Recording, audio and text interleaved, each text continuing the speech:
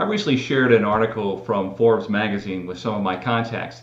The article was entitled Hire Slow, Fire Fast, which is a great philosophy, and I think almost every organization, every executive certainly would subscribe to that philosophy.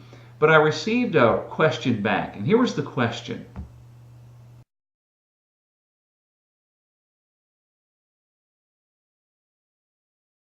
What it really does is it expresses the frustration of results-oriented executives who are pushing to get greater results and just frankly don't have time for people on their team that aren't going to help them get there.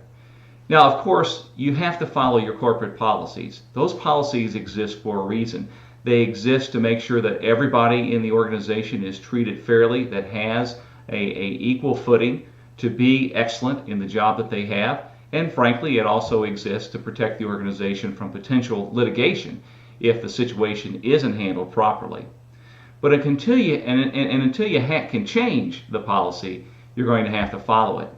But the real key to answering this question is really doing the things to avoid being in this situation in the first place. And this happens during hiring and selection. Now, if you're still hiring off of a resume, stop. That is the worst way to hire.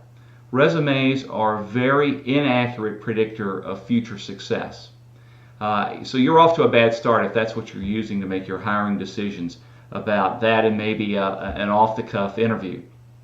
I recommend several things to do in the selection process that will help you avoid this kind of situation.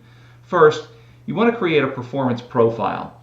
And I did a blog post several months back about a very simple way to do that if you don't want to have a full consulting engagement to take care of that.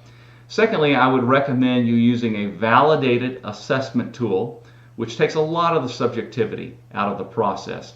And third, use standard interview questions that everybody on the interview team uses, and then compare your notes and responses to those standard questions before you make a decision.